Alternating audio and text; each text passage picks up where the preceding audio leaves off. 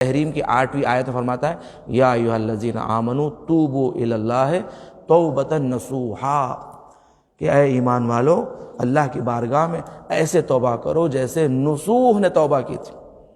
توبۃ نصوحا، یہ آیت کے ذیل میں جو مفسرین نے واقعہ بیان کیا ہے، نصوح ایک شخص تھا، نصوح ایک شخص تھا کہ جس کا شکل و شمائل عورت سے ملتے جلتے تھے، اس کا شکل اور بدن ایک عورت کی طرح تھا۔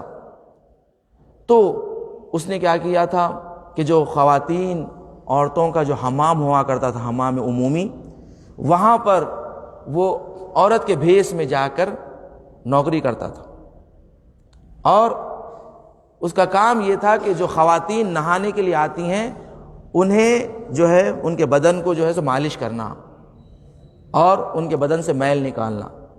یہ اس طریقے سے ہوا کرتا تھا پہلے، شاید ہمارے جوان بچوں کو نہیں معلوم ہے کہ پرانے زمانے میں جو ہے، آج بھی اگر آپ ایران عراق چلے جائیں تو حمام عمومی آپ کو نظر آ جائیں گے، وہاں پر بہت سارے محلوں میں حمام عمومی ہوتے ہیں۔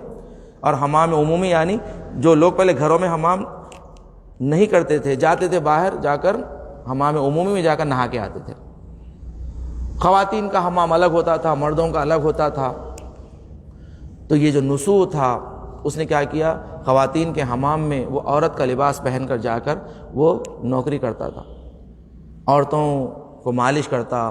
اور مرد تھا تو مرد جب ہوگا تو وہ لذتیں، جو شہوات ہے، وہ اسی طرح اپنی شہوتوں کو، جو داخلی انسان کی جو لسٹ ہوتی ہے وہ حاصل کرتا تھا، مزے لیتا تھا وہ۔ اسی طرح جو ہے اس کئی سال کرتا رہا یہ کام، اور اسی سے وہ کما بھی رہا تھا، کہ حالانکہ کمائی بھی حرام ہے، کیونکہ جھوٹ بول کر ایک حرام کام کر کے وہ کما رہا تھا۔ تو ایک مرتبہ یہ ہوا کہ اس حمام میں ایک بادشاہ کی کوئی لڑکی آتی ہے، یا کوئی جو ہے بڑے خاندان سے کوئی ایک خاتون آتی ہے نہانے کے لیے۔ اس خاتون کا کوئی جواہر، کوئی جوہر گم جاتا ہے، اس کا کوئی جواہرات میں سے کوئی چیز گم جاتی ہے، ڈھونڈا جاتا ہے، ڈھونڈنے کے بعد نہیں ملتی ہے۔ تو اب حکم یہ ہوتا ہے کہ سارے خواتین جتنی بھی ہیں یہاں پر، چاہے وہ کام کرنے والے ہوں، جو سب کی تلاشی لی جائے گی، سب کے لباس میں تلاش کیا جائے گا، ڈھونڈا جائے گا، پورے بدن کو میں ڈھونڈا جائے گا کہ کہیں چھپا کے تو انہوں نے نہیں رکھا۔ تو جیسے سب عورتوں کی تلاشی لی جا رہی تھی، پورے لباس میں ان کو دیکھا جا رہا تھا۔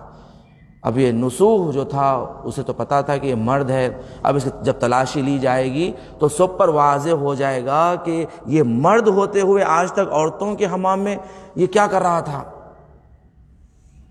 وہ پریشان ہوتا ہے اور خدا کی بارگاہ میں توبہ کرتا ہے بے ساختہ، کہتا ہے پروردگار میں آج تک جو بھی کیا میں گنہگار ہوں، میں تیرا گنہگار ہوں، میں تیری بارگاہ میں توبہ کرتا ہوں، پروردگار تو مجھے بچا لے، مجھے ذلت سے بچا لے۔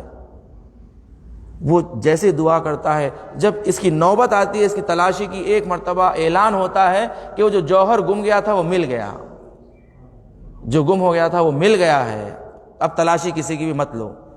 لوگ پھر تلاشی لینا چھوڑ دیتے ہیں، چلے جاتے ہیں، مگر نصوح جاتا ہے، جانے کے بعد اپنے فوری لباس بدلتا ہے، وہ شہر چھوڑ کر چلا جاتا ہے، شہر کے باہر۔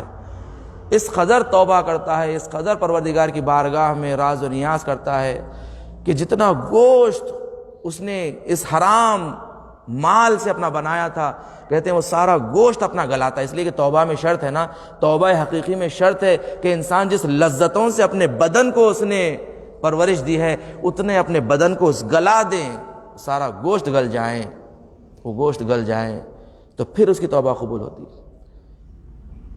اس طرح اس کا سارے بدن کا گوشت ختم ہو جاتا ہے تو پروردگار دو عالم اس کی توبہ کو قبول کرتا ہے۔ اور قرآن میں کہتا ہے کہ دیکھو اے مومنو، اگر توبہ کرنا چاہتے ہو تو نصوح کی طرح توبہ کرو، کہ دیکھو پروردگار کا دروازہ کھلا ہوا ہے، پروردگار تمہارے ہر گناہ کو بخشنے کے لیے تیار ہے، مگر شرط یہ ہے کہ تم صحیح اللہ کی بارگاہ میں توبہ کرو، کہ دیکھو اللہ ستار العیوب ہے، تمہارے عیبوں کو چھپاتا ہے۔ اور اللہ کی عیبوں کو چھپانے کا فلسفہ بھی یہی ہے کہ انسان خود اپنے آپ کو سدھاریں۔ اس لیے کہتے ہیں کہ پروردگار کے 70 پردے ہوتے ہیں عصمت کے ہر مومن کے سامنے، ہر مومن کو اللہ معصوم بنا کر دنیا میں بھیجتا ہے، یاد رکھیں اللہ ہر بندے کو مومن معصوم بنا کر دنیا میں بھیجتا ہے. یہ ہم ہوتے ہیں کہ جو اپنے عصمت کے پردوں کو چاک کر دیتے ہیں. یہ ہم ہوتے ہیں جو ہم اپنی عصمت کے پردوں کو چاک کر دیتے ہیں. دعا کمیل میں جو مولا نے فرمایا ہے اللہم اغفر لی الذنوب التی تحتک الاسم، یہ تحتک الاسم یعنی پروردگار میرے اس گناہوں کو بخش دے کہ جو میرے گناہ میرے عصمت کے پردوں کو جنہوں نے چاک کر دیا ہے. جیسے جیسے ہم گناہ کرتے جاتے ہیں یہ عصمت کے پردے چاک ہوتے ہیں، یعنی پھٹتے جاتے ہیں، ہٹ جاتے ہیں سامنے سے. 70 پردے ہوتے ہیں. اللہ کہتا ہے کہ میں نے تمہارے اس گناہ کو بھی چھپا دیا، میں نے تمہارے اس گناہ کو بھی چھپا دیا. مگر ایک مرتبہ یہ ہوتا ہے کہ اب کوئی پردہ باقی نہیں رہتا. جب کوئی پردہ باقی نہیں رہتا انسان خطا کرتا ہے، گناہ کرتا ہے اور سب کے سامنے عیاں ہو جاتا ہے اور انسان شرمندہ ہوتا ہے. کہا گیا ہے دیکھو اپنے مومن کے عیب کو چھپاؤ. جو کسی مومن کے عیب کو جو اس نے چھپ کے کیا تھا تم نے لوگوں کے سامنے بیان کیا، اللہ تمہارے عیب کو پھر ساری دنیا کے سامنے لائے گا. روایت میں ہے جو کسی مومن کے عیب کو بتاتا ہے اللہ پھر اسے اس دنیا میں موت نہیں دیتا مگر یہ کہ اسے پہلے شرمندہ کرتا، اسے ذلیل کرتا اس دنیا میں، اس کے بعد اسے موت دیتا.